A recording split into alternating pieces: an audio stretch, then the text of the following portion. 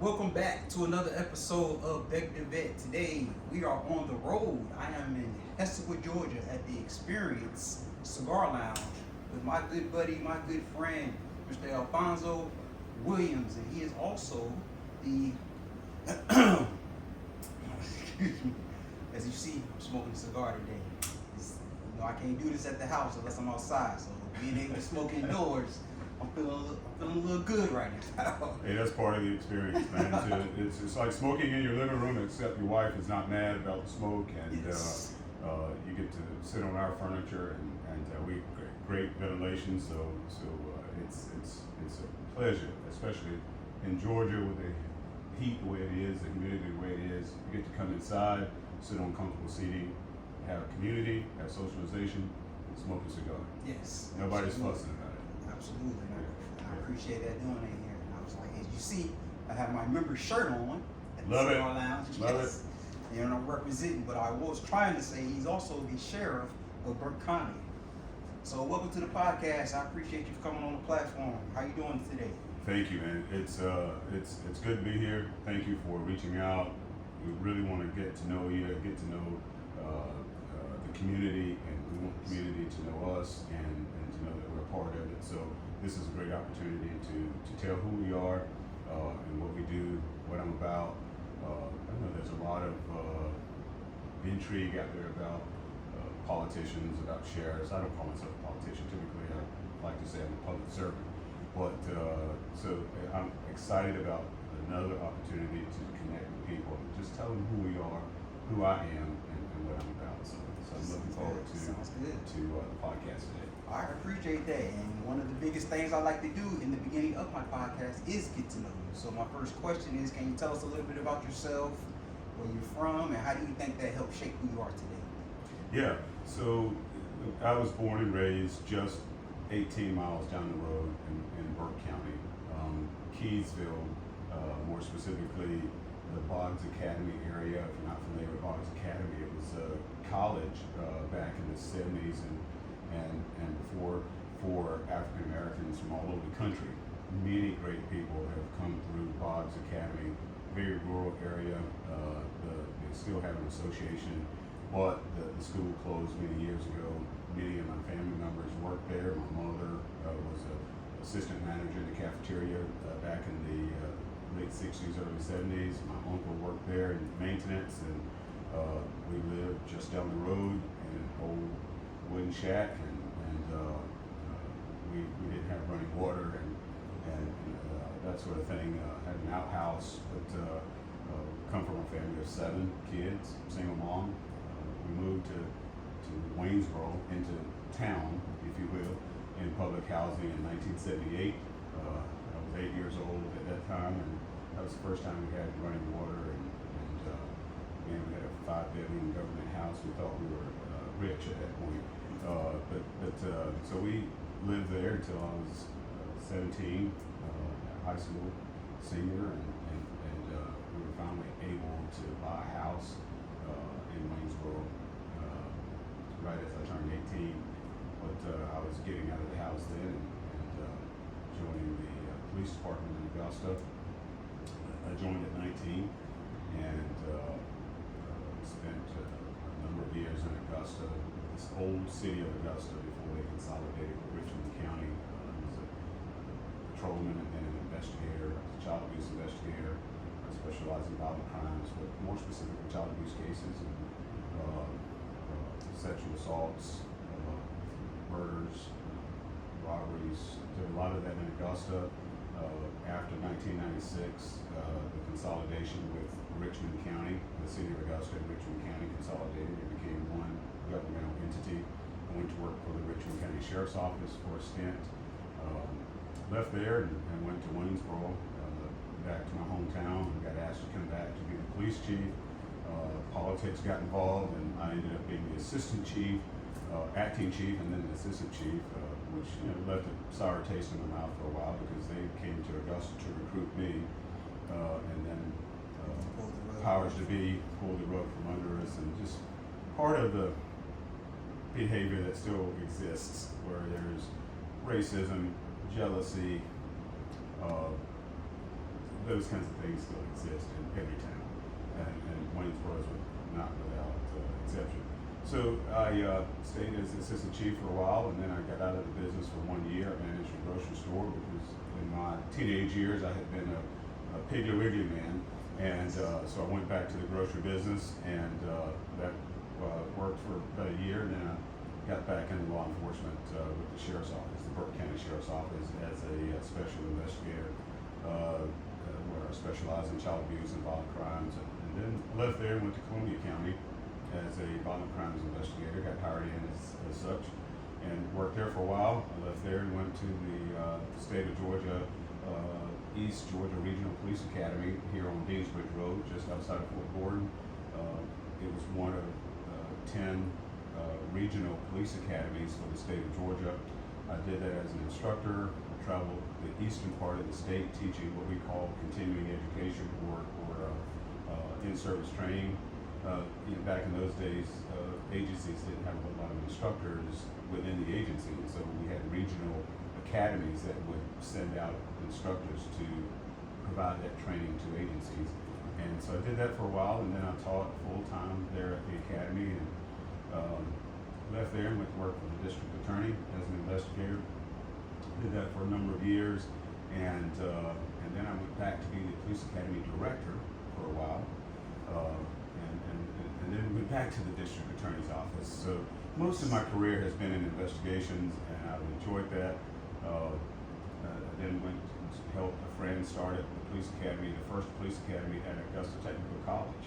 The state was allowing technical colleges to offer law enforcement training, and so I went and helped start that program, worked that program as a lead instructor for a number of years, and then before becoming the police chief in Waynesboro. So I went back to Waynesboro again, 15 years to the month that I didn't get the job as a chief. I went back as a police chief, and they were going through pretty tough times, and I went there and was able to work with them and did that. And I got the opportunity to go to K-12 education and be a public safety police chief for the Richmond County school system. So I did that. At that time, we had 5,500 employees, 65,000 kids, or 65 schools, and 35,000 kids, and that was a pretty big operation. Did that for several years, and then decided to run for sheriff in Burke County, which I had been preparing for a number of years. So all those transitions, all those different jobs, all that experience, people would say he's not consistent. He's not going to stay anywhere long. The guy comes and goes. He's all over the place. You're learning different avenues, and you bring. I had a plan. Many people didn't understand the plan. I had to deal with things like he's inconsistent. He's all over the place. He's not going to stay anywhere long. But I knew what I was aiming for, which was the office of sheriff. I had not desired to be sheriff as a kid, but I wanted to be a law enforcement officer. I wanted to be a school teacher. And as I started to progress in my career, I realized being an investigator wasn't going to pay the bills. And then, as an investigator, at some point you get frustrated with crime, people being mean and ugly at each other. You get tired of getting up in the middle of the night for some senseless killing. You see the horrible things that people do to children. Just recently, just bad in this area. I've seen a lot of that throughout my career, and sometimes you can only take that so much. So I realized I needed to get into leadership. I had not desired to be a leader. I wanted to be an investigator. I wanted to be a school teacher. And having not gone to college right after high school, I was 30 years old before I entered college for the first time. I got serious about that and locked out a number of years to go from associate's degree to master's degree. I got a second master's, and a little over halfway towards a third master's, but I'm done at this point. But that's been my career. Not a very smart person. I spend every day with intentionality to get up and help people improve their quality of life. That's all I care about. I don't care about titles. I don't care about sheriff is the most powerful guy in the county. I don't know if he is or not, or she is. I just know that I get up with intentionality to help people improve their quality of life. That actually goes into my next question, because I wanted to know what was it that you felt that you needed to pursue the career of law enforcement? Just as a kid, at 8 years old, we lived in public housing. I used to see the police come over there responding to calls for service. Sometimes it was domestic violence, not in my house, but in other homes of other people. I saw them in the neighborhood breaking up fights. I saw them at the county fair once a year providing security. I watched Chips as a kid. I always wanted to be Punch. I wanted my brother to be Baker. I wanted us to ride motorcycles. I had a twin brother, Alfonzo, who's no longer with us. But it's fine. And an older brother, Homer, who's no longer with us. But so it's now me and my 4 sisters, and I have an extended family as well. But that was my desire to get into law enforcement. And so at 8 years old, I don't know that you think about helping other people as much. It just looked like a cool job. The uniform was cool, the job looked cool, I wanted to do it. And then, of course, as I started to learn about service and customer service, I enjoyed the fact that I could help people, and I found my way. I watched my mother help people. We didn't have much, but if somebody was in bereavement, she was baking a pound cake. So I picked up that habit, and I do pretty decent with pound cake, and you'll have to try some. Oh yeah, definitely. So that was her way of giving back and helping, and so I just took on this life of service. Let me help mankind be better, and I didn't put the term service to it until I was 19, 21 years old, and about 25, I'm police chief or acting police chief, and I realized that this job was much more than catching bad guys. It's your social worker. Law enforcement doesn't want to be seen as social workers. We want to be seen as crime fighters. We want people to believe that we're putting our lives on the line every day, and that it's tough out here every day. But the job is fairly mundane on a daily basis. It's social work, and then 15-20% of the time is crime fighting. 80-85% of the time is social work. It's helping people. Now sometimes helping people is arresting them. Sometimes it's helping them get out of jail. Sometimes it's providing, and most of the time it's providing resources to help people improve their quality of life. And people say this to me now all the time: what's your job as sheriff? My job is whatever it takes to help people live better. We provide a diploma program at the sheriff's office, and some of my commissioners don't understand that. Why are you engaged in that? That's not your business. That's not the job of the sheriff. Well, what is the job of the sheriff? It's to go to those funeral services, go see people when they're in bereavement. It's go to the nursing home and play bingo with them. It's have summer camp, which we'll be having in the next couple of weeks at Burke County Sheriff's Office. We got to take these kids and have a week of summer camp with them to give them exposure and let them see that we love them and we care about them. It's this past Saturday, I'm on the phone with a family who's having a yard sale so they can send their daughter to college. She needs money, and I'm on the phone with them saying, I can't show up at the yard sale and buy anything because I'm running my own business, but why don't I send a donation to you? It's whatever it takes to help people improve their quality of life. It's helping them with a ticket. It's helping them out of a bad situation. It's telling them perhaps which lawyer not to get and which one to get. It runs the gamut. Absolutely. I was going to get into your outside of law enforcement. What are some of your interests and hobbies? We're sitting in one right now. Yeah, man. So motorcycles. I started out. I've spent the majority of my career, like most young people, you spend in your 20s and 30s and 40s, you spend time away from the family, you spend time trying to build a career, trying to acquiesce and grow in that career, and then you get to your mid 40s and you realize, boy, have I abandoned the family? Have I I've spent a lot of time away from home. I've missed a lot of kids' games and events and recitals, and let me get back to family.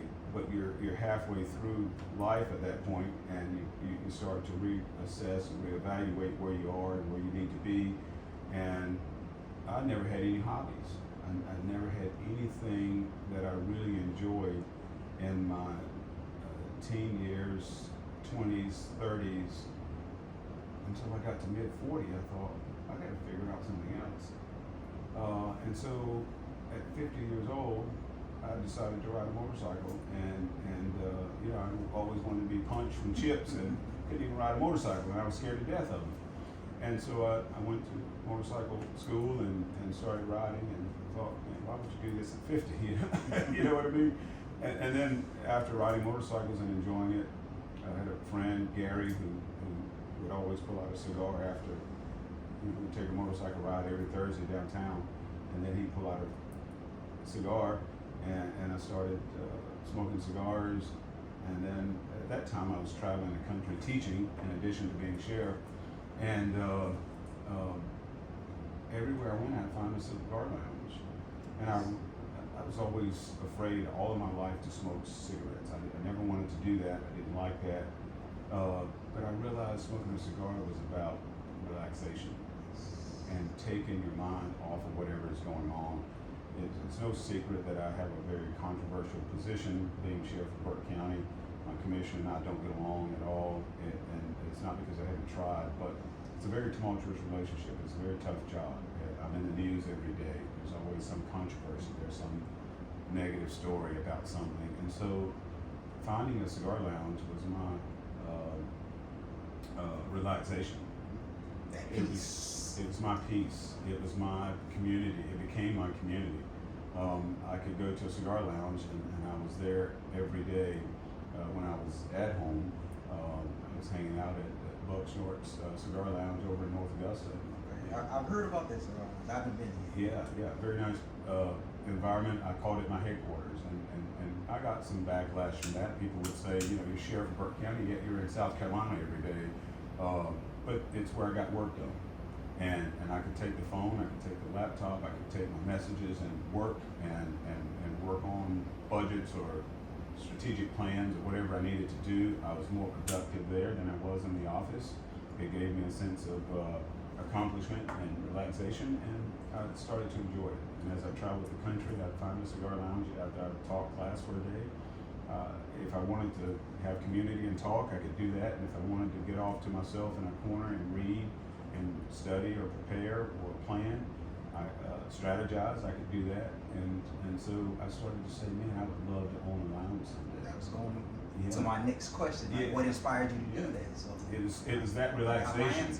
It was that community. It was that socialization. It was the comfort. If you want to talk, you can. If you don't want to, you don't have to. But you learn so much from the people there. It doesn't matter if the person sitting next to you was a millionaire or if they were a blue-collar worker. You all were on the same level because you were there to relax, to enjoy, to find community and comfort and peace of mind. And that cigar took your mind off of whatever was going on around you. For that hour and a half smoke, you could relax and enjoy. And I thought, I want to provide that. I want to continue to enjoy that, but I want to provide it for others. And so we built the cigar, the experience, which is why it's called the experience. We want you to come and have a relaxing experience and enjoy the experience, a sociable experience, a community experience. We are a community.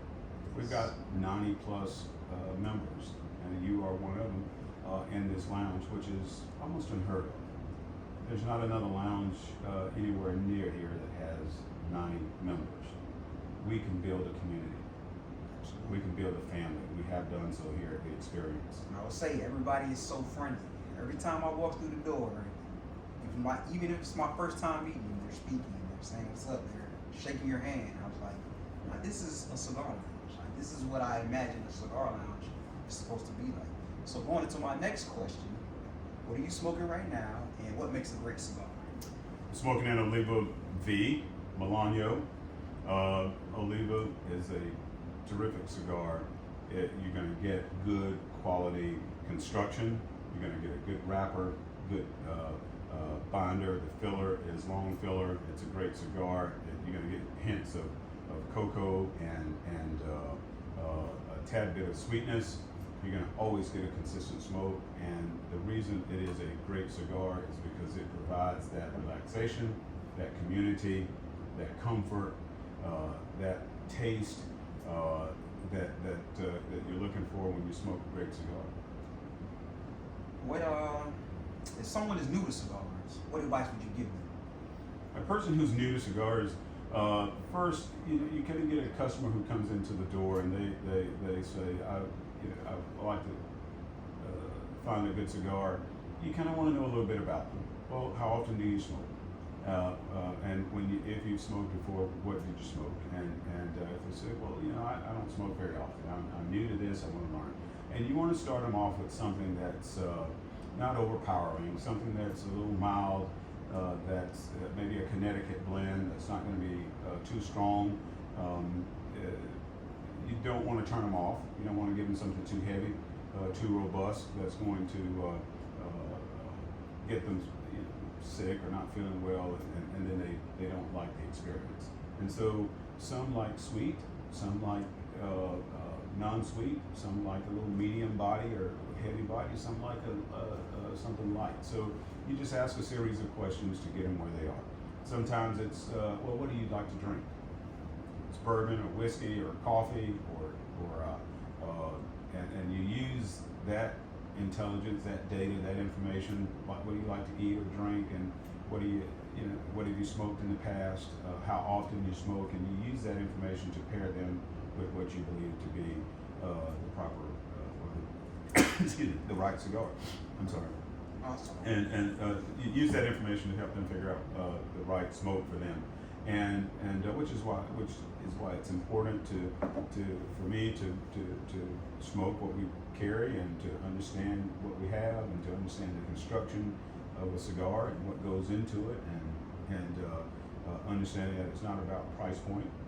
Some people think the more you pay for a cigar, the better it is, and that's not the case at all. You want good tobacco, and so good construction, consistency, and sometimes folks who have smoked a cigar aficionado may not like a sweet cigar or an infused cigar, but there's a market for that as well. I've been smoking now for 5 years. I've smoked a lot of cigars, but I like a sweet cigar, and so you just have to respect people's desires. And what's a good cigar? One that you enjoy, one that brings relaxation and community and socialization, one that takes your mind off the daily grind and gets you in a position where you feel good and comfortable. That's a good cigar. Might be sweet, maybe non-sweet, maybe light, medium, heavy. It's whatever you enjoy. I have a couple of questions about community and public service. So what are the biggest issues facing the county you serve in today? Biggest issues facing the county, Burke County, where I serve, and Burke County is the second largest county in the state land-wise, only 835 square miles. It is huge. We have the largest nuclear facility in the country, Plant Vogtle, with 4 reactors, which brings a community of its own, especially at the height of construction. You'd have 10 people out there. Now that it's completed, maybe you're looking at 1,500, 2,000 employees. But it's still a city of its own, tucked away in the eastern part of Burke County, but right next to the Richmond County line. The issues there are multifaceted. I think that the biggest issue from my standpoint as sheriff is that we got a commission who wants safety but doesn't necessarily want to pay for it. And I think that sometimes I think the disagreement between us is that they think that I'm this guy who's just this big spender, who's wasteful. They wonder why do you need a SWAT team? Why are you involved with a diploma program? You're just doing this stuff to get reelected. You don't have to do all that you do, and they just don't understand if you're safe, then it works. It's almost like a SWAT call out. SWAT team gets out there, there's a barricaded subject there. We do a lot of things to negotiate and try to bring a safe and successful conclusion. And if at the end of the day, we didn't have to take a life and we didn't hurt anybody, it was successful. And the role as sheriff, if I have to go read to kids, if I have to go arrest bad guys, if I have to do a SWAT call out, if we have a traffic enforcement team, if we have a crime suppression team, at the end of the day, if the numbers are down below the state and national averages, if people feel safe, it's the feeling of safety. The feeling of safety, not how you respond to a call for service, but if people feel safe, they'll get out and they'll engage and they'll spend money. If they are afraid to go to Walmart after dark, I got a lot of work to do. If your mother or your grandmother says, I feel comfortable sitting on my porch, I'm not worried about getting robbed, then I'm doing my job. But if the old lady in the project says, I have to sleep in the bathtub because gunshots are ringing out every night, then the feeling of safety is not there. Folks would say in a small town, they print the pictures of everybody who gets arrested, kind of like the jail report situation. And people would say, I see in that jail report every week that y'all are doing a great job. Well, no, that means you're responding. You're not proactive. The absence of pictures would indicate that I'm doing a good job. It's the absence of crime, not how you respond to it. So I think, getting back to your original question, some of the challenges we have in Burke County are that we've got to get people understanding the job of public safety, the job of law enforcement. It's to improve people's quality of life. It's social work. In law enforcement, I like to say this, that we're the only ones still making house calls. Nobody else is showing up at your house. We get asked to show up and mitigate land disputes and domestic disputes and we're unruly children and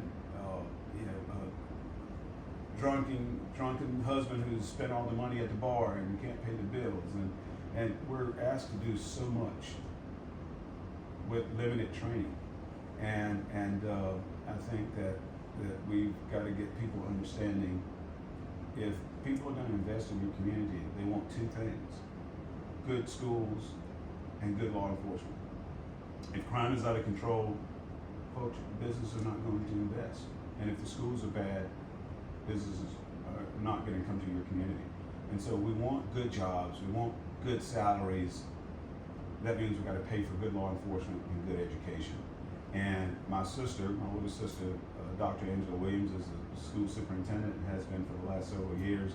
We came from very humble beginnings, as I told you at the start of this podcast. Our mother was a single mother of 7. I would love to have her on if she's interested. She worked really hard, and we worked hard, and we're very proud of what we have. So Burke County has good law enforcement and good school system, and we don't take all the credit for that. We give the glory to God, and there's so many other people involved in our lives who help us get to where we need to be. She's got a good team. I've got a good team. We work together to provide safety and good education to the people of Burke County. It actually goes to my next question. So how do you work to build and communicate within the community? Yeah, so it comes through, I always say, the cleanup starts before the crisis occurs. The cleanup starts before the crisis occurs. And what I mean by that, how do you clean up something before you have a crisis? It's through building relationships. We got to get out and connect with people. I like to say that people can trust us, they can trust our product. They can trust us, they can trust our product. What does it mean to trust law enforcement?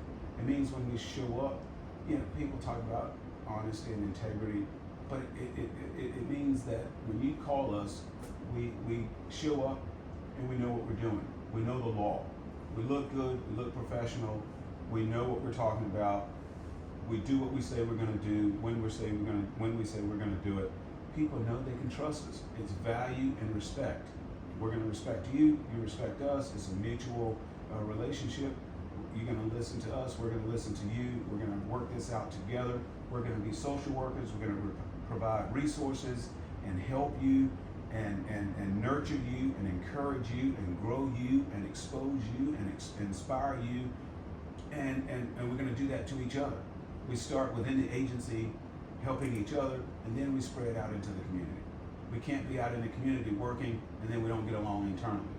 So it's and then you can trust us and you can trust our product. What's our product? Our product is service and protection. And you got to know that you can trust us and you can trust the service and protection that we provide. We're going to do what we say we're going to do. On midnights, we're going to be riding, we're going to be looking, we're going to be checking, we're going to know who lives here, who doesn't belong here. We're going to know what's happening. We're going to use the technology and tools and resources to solve crime. And so here, there again, we go back to budgets.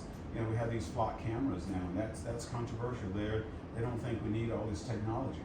They don't think we need leads online so that when people are pawning jewelry that's been taken in a burglary, we've got resources to go find that stuff. It costs. Every day things are going up. Uniform costs are going up. Insurance is going up. Liability insurance.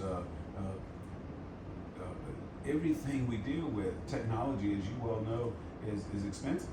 It's not the camera, it's the cloud storage that costs. And so one of our biggest challenges is just getting the commission, getting the people to understand it's a costly business. Running a detention center, running a jail is costly. Food costs, medical costs, safety, police training, technology. That stuff is expensive. Yes, the budget is going up every year, but that's because much of it is out of my control. Yeah, and we playing catch up from a previous administration who didn't have these things to deal with, or didn't deal with it. And so, Burke County is very safe. It wasn't before I took office 9.5 years ago, but we are there now, and it costs to keep it up. You can't get it safe and then drop back. You got to maintain what you have. Absolutely. So what advice would you give to someone considering working in law enforcement? I'd say you got to care. You got to care. I say it every day in the agency. We just need people who care. You don't have to be the smartest. You don't have to be the most educated. You don't have to be the SWAT level where you got to do crisp button hooks and all that stuff. You just got to care about people. You got to go the extra mile. You got to care. When the phone rings, you got to pick it up. You got to answer it.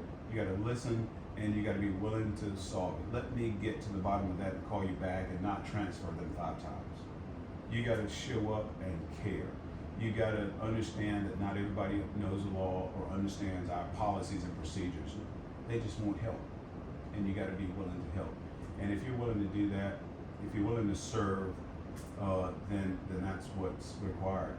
But oftentimes in these interviews, law enforcement asks all the questions except the right ones. Well, they're looking for some guy or a gal who's 6'3" and 220 pounds and lean and mean, and that's not what the job is. There's room in this business for short people and tall people and skinny people and fat people, and people often look at law enforcement and say, oh, they're overweight, they can't do anything. But they got the right heart, they got a heart of service. Everybody doesn't have to be, does it help to be physically fit? Yes. Does that instill trust and value? Yes. So we appreciate that, and that's a good thing. But it's not just chasing bad guys. That's what the public sees. Or the news highlights. Or the news highlights, yeah. And so we're looking for people who want to serve, who have a heart of service, and just people that care, people who care. Let's talk about your future plans and reflect a little bit. My first reflection question: if you could go back in time and give your younger self one piece of advice, what would that be? Wow. If I could go back and give myself one piece of advice, I think it would be. Wow, that's a good question, and I think it would be to surround yourself with people who are wise, who are full of wisdom. Knowledge is good, wisdom is better, and I'd say if you're young, if you're aspiring to do well in life, no matter what your career choice is, then you got to surround yourself with wise people.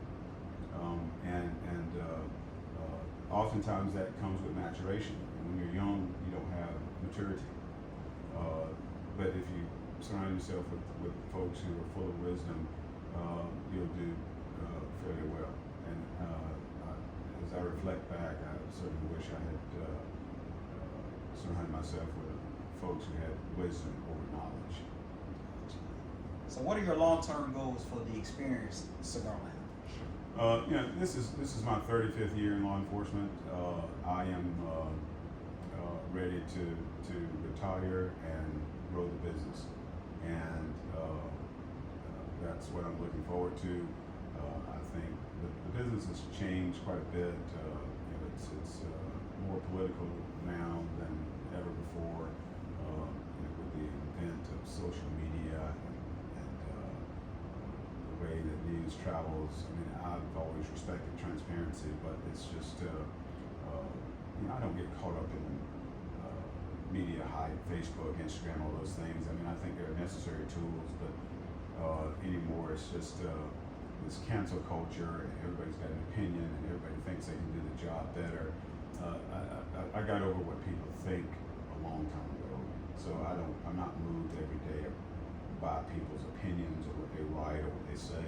But it's a very vitriolic business anymore, and I'm looking forward to retiring and coming here, growing the experience, growing the community, getting up every day with intentionality to come and serve.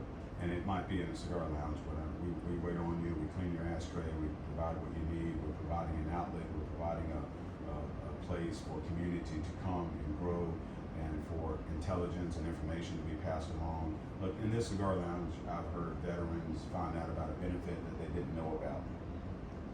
I've heard people educate other members on trusts. I thought wills were the way to go all my life, because that's what I heard. Get yourself a will. And then getting into this business, I've heard people talk about wills are no good. It's all about trusts and avoiding probate matters if you got a trust. And so I've learned so much in this community. I've seen other people enriched in this community, and so I'm looking forward to growing the business and building that community.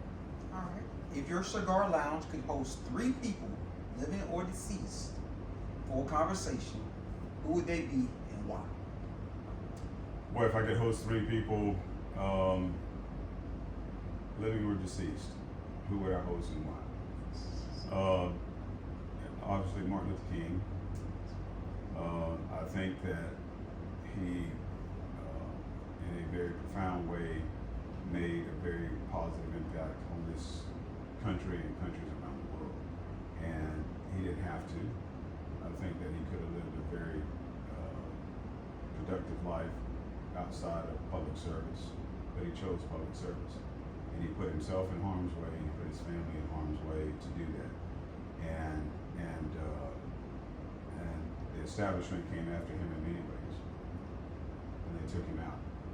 And I'm not equating myself to Martin Luther King at all, but I do believe that that's what's happening with me. I think that we have gone against the grain, we have challenged the status quo, and people are coming after me every day, and they're trying to take me out.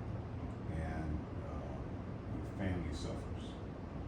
And sometimes you wonder if the emotional scars that you wear and that your family wears is worth what you get out of it, and working with intentionality to improve people's quality of life. And sometimes you're working for people, you want more for them than they want for themselves. We're dealing with a complacent society, a complacent group of people who just won't get involved, won't vote, won't advocate, and it gets tough. And then you have to remember why you got into the business. Everybody's not going to do the job. Jesus talked about there being a narrow road and a wide road, and that narrow road is going to be just a handful of people doing whatever, and the wide road is going to be full of people who are following each other, getting caught up with the crowd, running with the crowd, but you remember when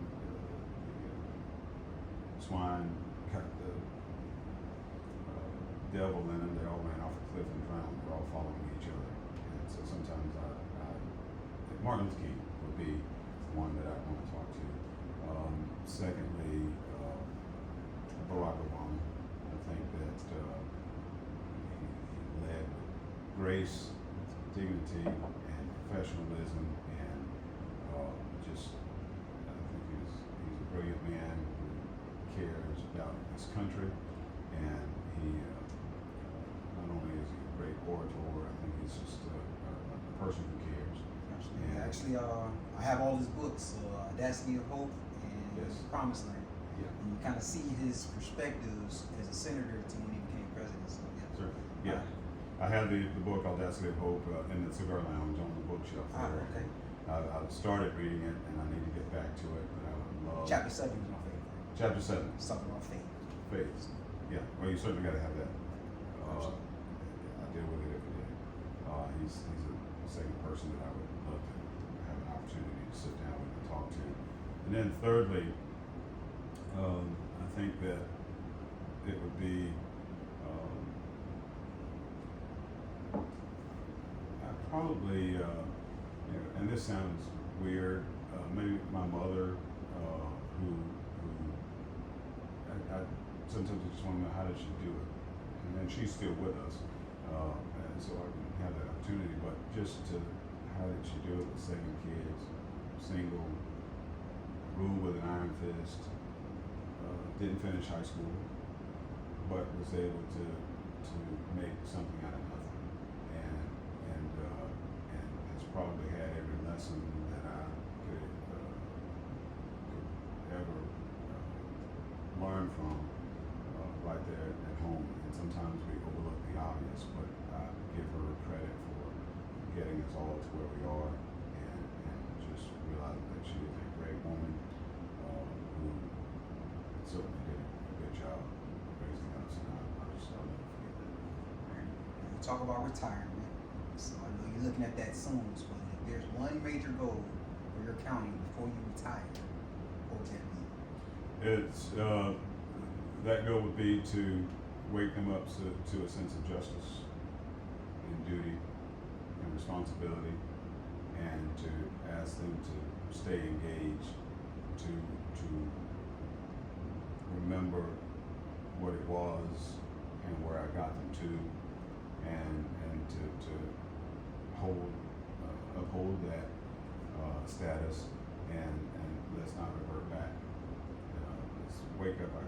One of my favorite songs is "Wake Up Everybody" by Teddy Pendergrass, and I think and Harold Melvin and who knows with Teddy Pendergrass, but all that was done in the late '60s, early '70s, but it was a profound message, and it still rings true today. We got to wake up and get involved, and stop just being politicians, and stop catering to the haves versus the have-nots.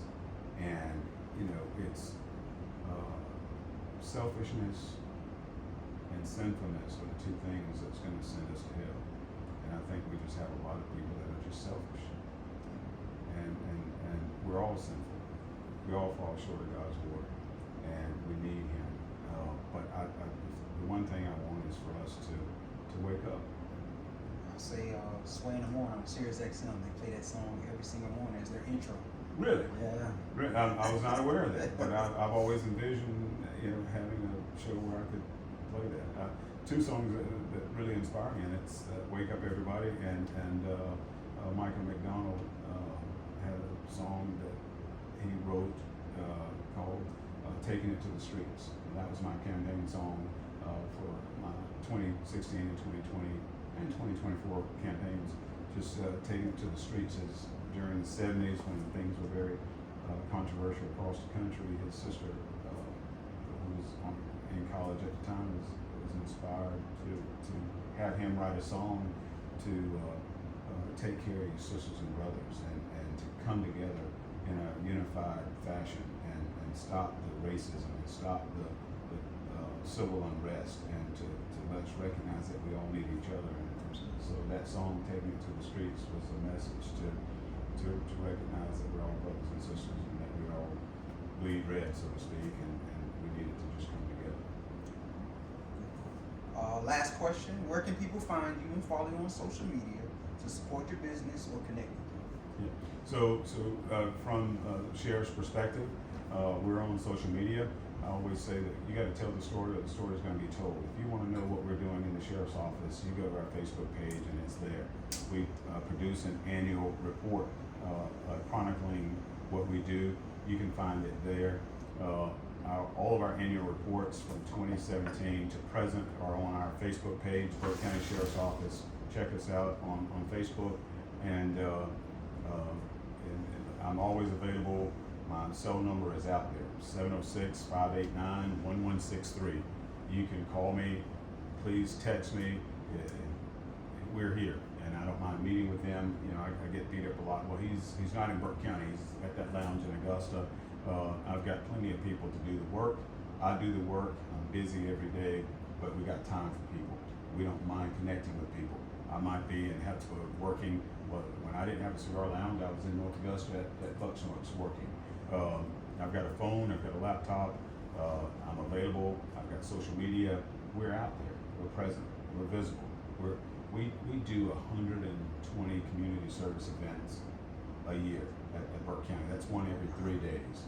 We are heavily involved. We are busy with youth, elderly, schools, community events, profit organizations, nonprofit organizations. We do a lot. We're very busy. So we're available. We're connecting. You can trust us. You can trust our product. From the experience side, I'm here at the lounge almost every day for some period of the day, building relationships, building community, building socialization, building trust, building community, connecting over a cigar, offering a place for people to relax and enjoy. We welcome folks to come in to enjoy the experience and smoke a good cigar. Is there an Instagram page for the experience, or there is? Facebook? There's Facebook, The Experience Cigars. There's Instagram, The Experience Cigars. Not the Cigar Experience, but The Experience Cigars. So they can find us on Instagram, on Facebook. We're there. We're very active in terms of posting, and we've always got something going on. So we would love to have folks come out to business. Well, I definitely appreciate that, and I got some gifts for you. As you know, I gave you the mug. Yes, thank you. Beck the Vet. They're beautiful. Since I have one of your shirts as being a member, I got you a Beck the Vet podcast All shirt. right, brother. Thank you, man. Very nice. Very appropriate. I'll certainly cherish it and wear it just as you're doing ours. And want to thank you for your service to our country, and thank you for your membership here at the lounge. Thank you for promoting the sheriff's office and promoting the lounge, and just giving me an opportunity to connect and let people know really who we are and what we're about. Absolutely, and I got a couple cigars for you. This one here is a Tridente. That's a cigar made by Marlon Wayans, the actor. Oh yeah, yes, man. Very great cigar. I've heard about it. I never smoked it. I'll get the opportunity to do it. Wow. Also, Legal Nas. Maduro, and I am a Maduro guy.